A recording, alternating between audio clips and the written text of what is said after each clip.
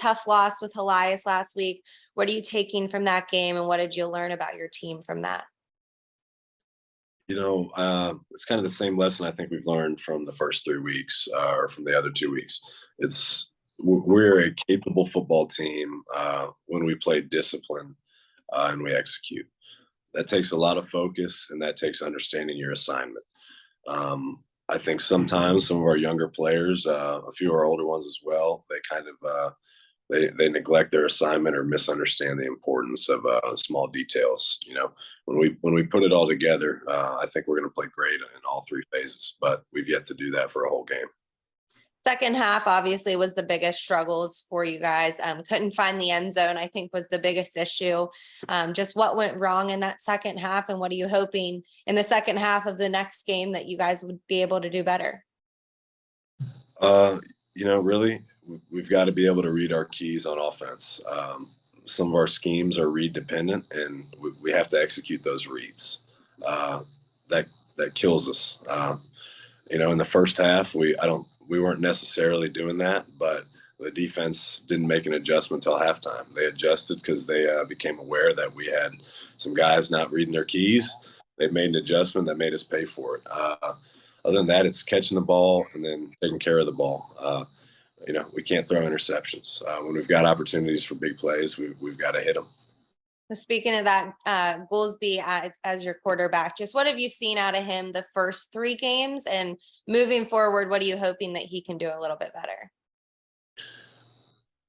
Just like last year, Justin is a highly capable player, but it's continuing to kind of grow as a football player and understand the importance of everything. We run some intense scheme as far as what we ask of that position. And that's because we have the utmost faith and trust in him and the other guys on our offense. But what comes with that is, the need for some higher level thinking, some quick processing. And you've got to do it all the time, especially against sound, disciplined opponents like Elias.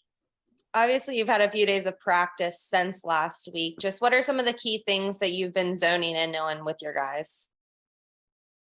It's really the intricacies of our run game. Kind of tweaking the passing game a little bit, hitting our landmarks at receiver, finishing blocks up front, making sure we're going through our progressions at quarterback.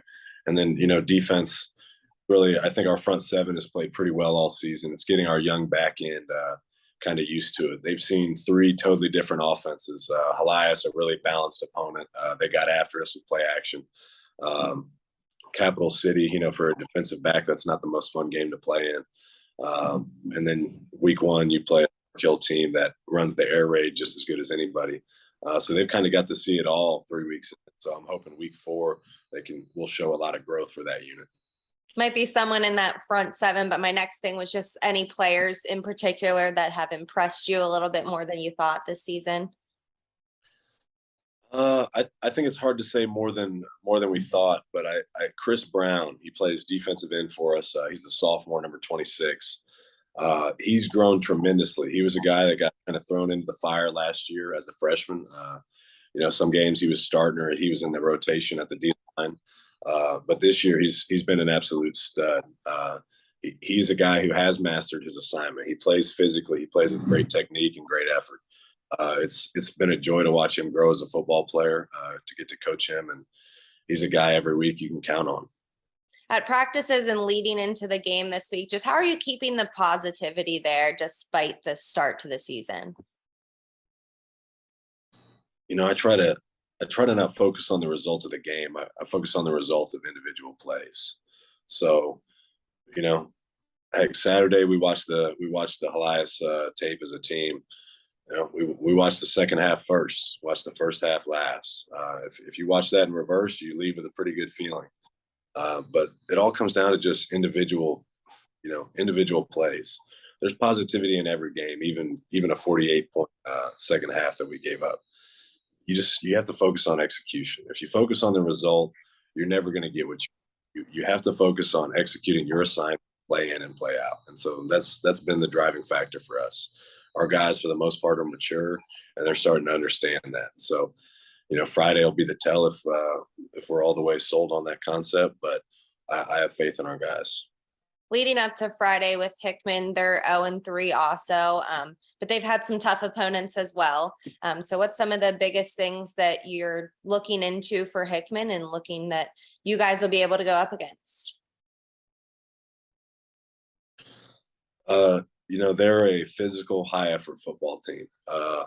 In a lot of ways, different schematically, but I compare them to Caps. They've got some big kids, some fast kids, some strong kids, but above all, they're going to play physical and with high effort. They've had a similar season, right? In spurts, they've played some really good football.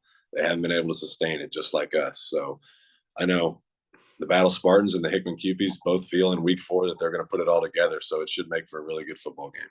Yeah, what are you expecting the crowd to be like, the crosstown rivalry? Man, it's always a blast. It's hard to say. I'm sure there'll be some kind of theme for the night from both fan sections and plenty of talking back and forth. But it's just going to be a nice physical football game, which I'm excited to see.